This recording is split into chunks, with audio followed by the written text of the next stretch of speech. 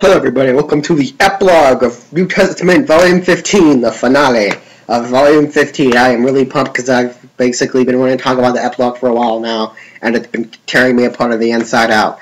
So, yeah, let's get this started. Okay, so this chapter is basically a lot of exposition, a lot of just kind of talking and just saying what's going to be done and all this stuff, in which we first cut to Misakas, who's kind of looking at the moon. Now, we don't really know if, like, the anti-arc attachment is still kind of attached to her, like, under her clothing. I don't really know where it is.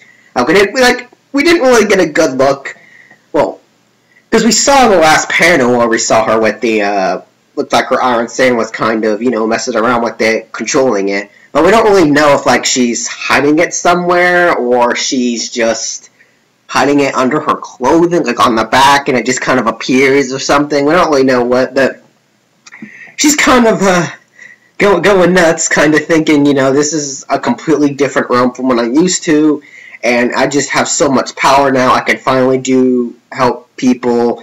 I can't lose anymore. And it's just all of this exposition and all of this just insane stuff she's saying, and it's kind of funny because it's like she's staring up in the star and her nose is bleeding, like from the effects of the anti-arc attachment, probably because her body can't really handle it, or something along the lines of that. And the guard just kind of comes in behind her and says, "You all right, kid? You sick?"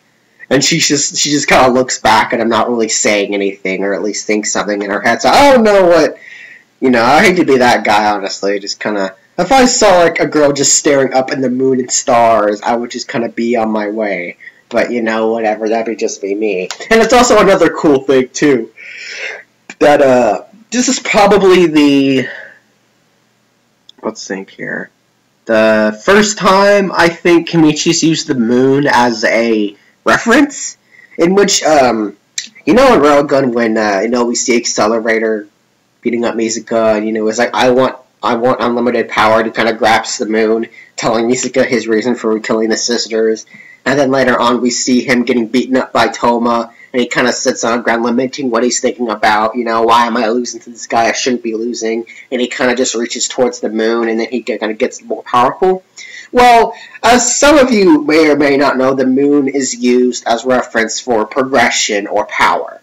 Because it's so big, and people look at it as this big thing, and, they want to reach the top of that. They want to be bigger than everyone else and all that. So yeah, Kenichi uses the moon as a sort of a thing, as a reference to power and, progress. Because, in Railgun, we saw the first time Accelerator means Kenichi, I want power, he grasps the moon. And then as a sign of progression, we see, Accelerator, realizing all this stuff, he's getting beaten, and he kind of just slowly reaches towards the moon, and he gets a bit more powerful. It's like the same thing here, kind of, where it's kind of about power and progression. We see Misaka progress as a character, in a sense, of a different perspective, and then we see her kind of getting more powerful with the anti-art attachment. But, yeah, that's pretty much all we get for her character. She's kind of just thinking and just doing all this crazy stuff, staring at the sky, and she's finally feels like she's able to, like, be way more powerful and help people and all this stuff. And then we cut towards, Yujitsu, who was like, where is she? I forget where she was. Crap. Like, I forget if she just got flung, like, towards somewhere. And it's, okay, I think she just got, like, just pushed, like, towards somewhere. Which is like her body's just completely messed up, and Sample Sagoth is kind of repairing her. And she's kind of thinking, I am going to kill Kamisato, and I should blame the person that sent Noken out to get killed by him. And when she's thinking of Alister, I'm going to kill him. And surprisingly, Alister's kind of nearby when she says this. And he kind of just freaks and picks her up by the throat, lifts her up, and basically says, bring it on, pretty much. And they kind of discuss things of how she says that, Mitsuka has the anti-arc attachment now. She's more dangerous now, even though all we needed her for was to create the clones for Dragon, which is iOS.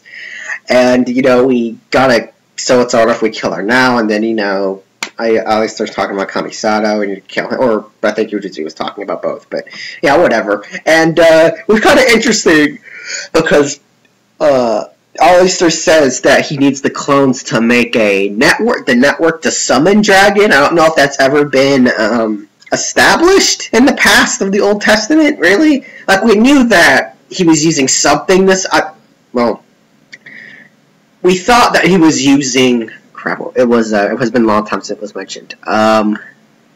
Kazakiri, like her world, or whatever it was, I forget, like, aimed diffusion fields to summon AOS. But I guess... I don't really remember Aliester ever mentioning, oh, we need the clones to summon AOS now. I don't know, maybe this is a new thing, I don't really know. We haven't really seen the clones in a while. When's the last time we saw them? Yeah, we saw them, like, during World War III, and that's it. Like, one clone had, like, an AK, and she was kind of cool, and looked cool.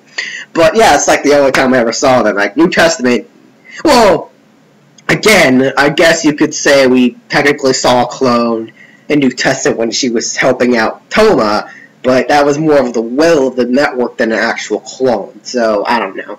I'm rambling here.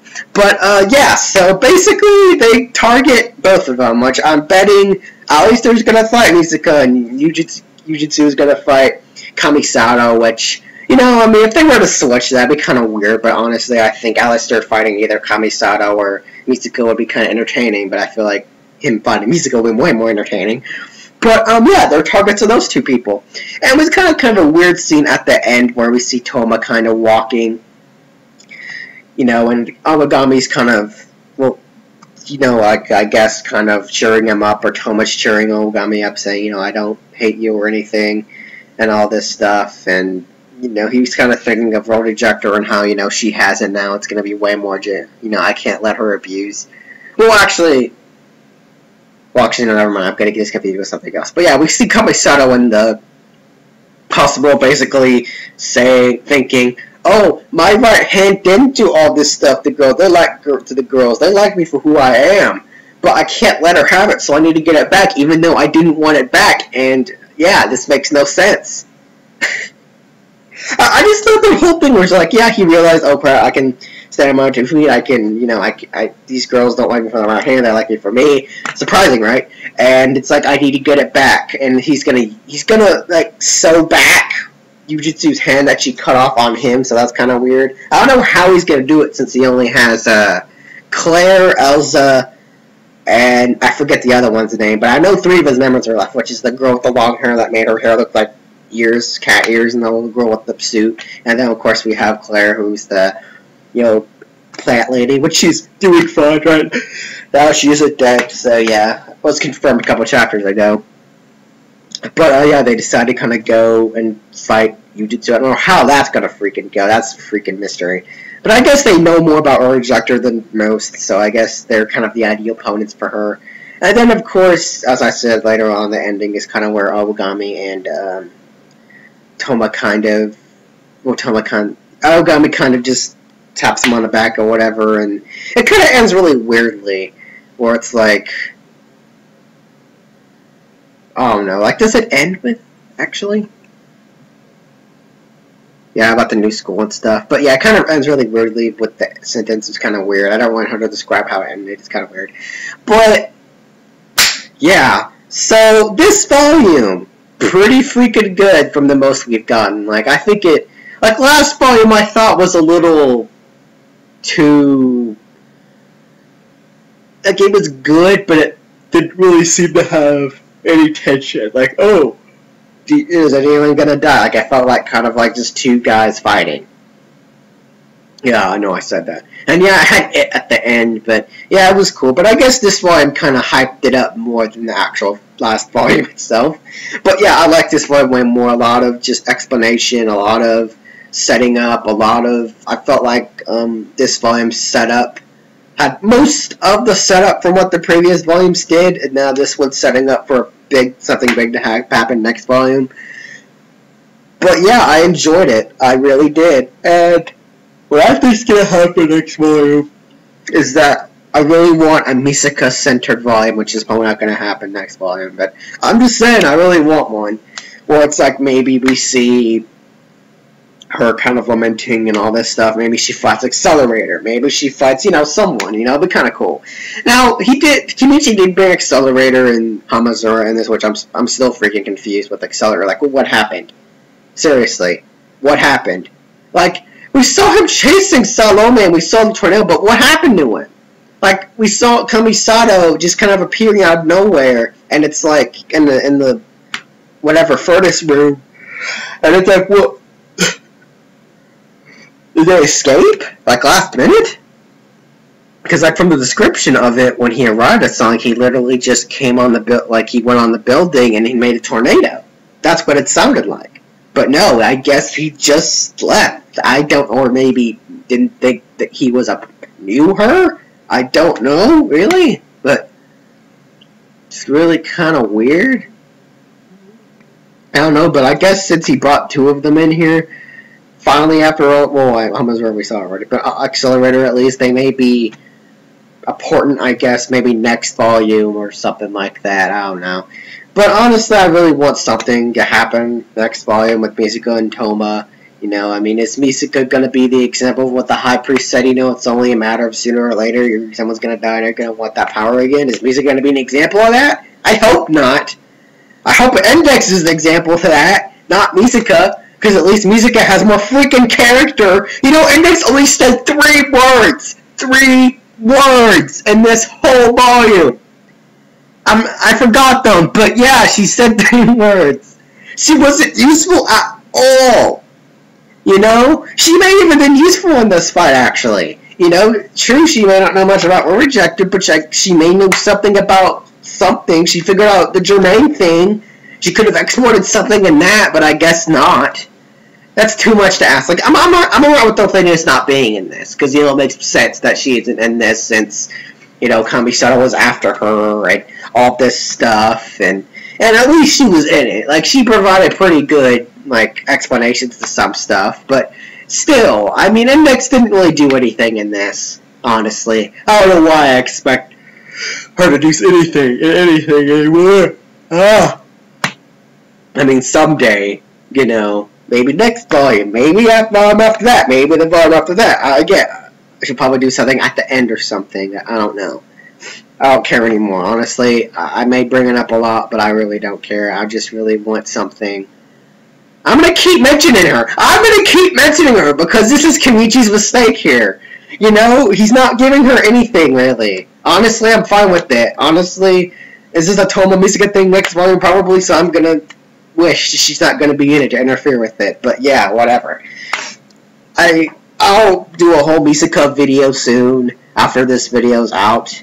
So I can't wait to do that because I have some good stuff to talk about. It's not like I talk about her almost ever. I have 3 videos of her, pretty much. So yeah, I can't really wait to see where she's going to go. It's just kind of cool. And I don't know if they're if she's gonna fight Aliester next volume, Aliester may not kill her. He may keep her in his sex dungeon or something, wherever he keeps his people, like that one girl was that couple volumes ago when Thor and Touma blew up the side, yeah. And it's just kind of, I don't know what Alister's really going to do. I don't feel like he's going to kill her. I feel like he's going to mess her up, take it, and then kind of take her, maybe, because we still have that one sentence from, ages ago that still hasn't really been explained yet. The one where Accelerator is fighting Amada, and he was like, there was a reason why we cloned the Rogun instead of you, when you were the first rank and she's the third rank. Here's that one piece of information that you don't know about. That line... We still haven't gotten... I'm expecting that to happen. We still haven't gotten anything on that. So, yeah, that's just my theory. But, yeah, next volume I feel like it's going to be in a Misaka-centered, or at least a Touma and Misaka-centered arc of some kind. A lot of people are saying he's going to team up with Shokuho, which, I couldn't... I'm not saying that's not going to happen. We did get a volume centered around her, so it could happen, especially since what's happening in the Rogun manga right now. But, yeah, I'll review that too soon. But, yeah, I hope you guys enjoyed this. Leave your comment. What do you think is going to happen next volume? And I'll catch you later.